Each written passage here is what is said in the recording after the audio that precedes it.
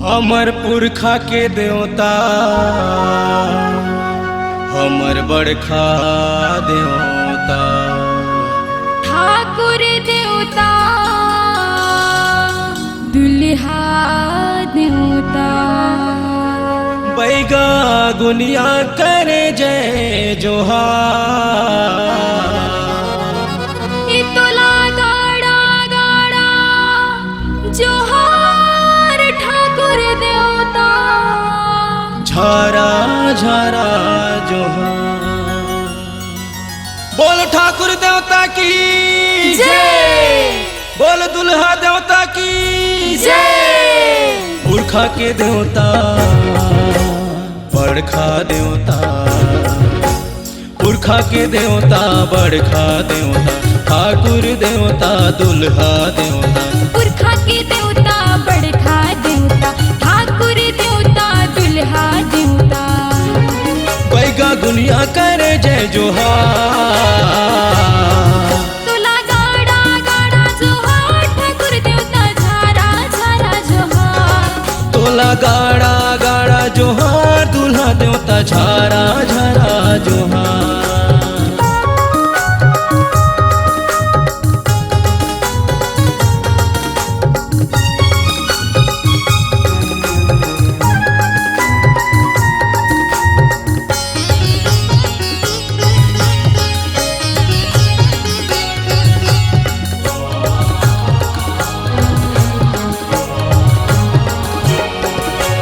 केड़ू पुसल दा बेहरा मोड़ा गाँव के जमो निवासी मन ठाकुर देवता के गोहार करत है कमर सबो नर नारी मन।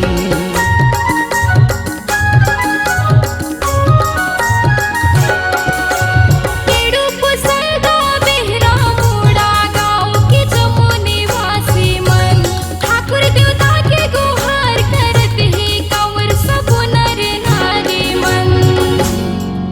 मान नदी के कुरकुट नदी के संगम तिरमा ठाकुर देवता बैठे। मान नदी के कुरकुट नदी के संगम तिर ठाकुर देवता बैठे। सबके सुना था वह जी गुहार।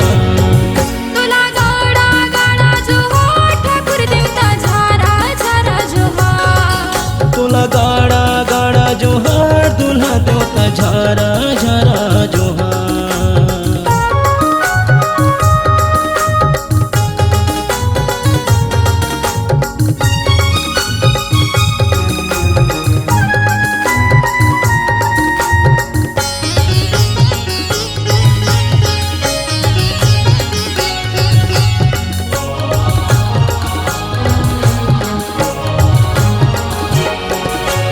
रोमन राठिया पुसल दगाओ चरण शरण गोहरावे तो भोज राठिया पंडर मोड़ा डंडा शरण पैया लागे तो।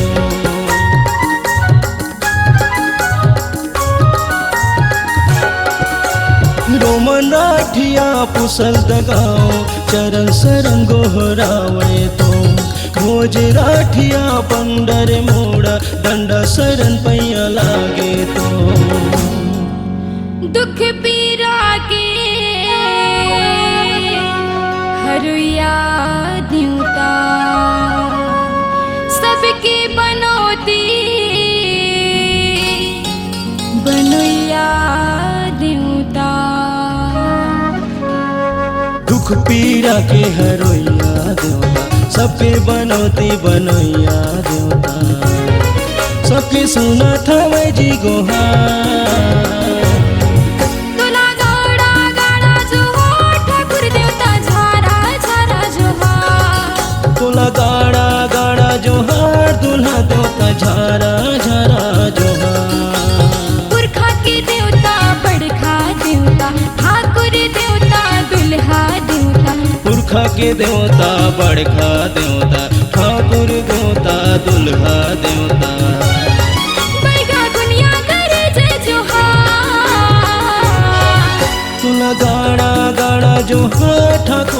झारा झारा जोहार। तुला गाणा गाणा जोहार दुल्हा देवता झारा झारा जोहार तुला गाणा गाणा जोहार ठाकुर देवता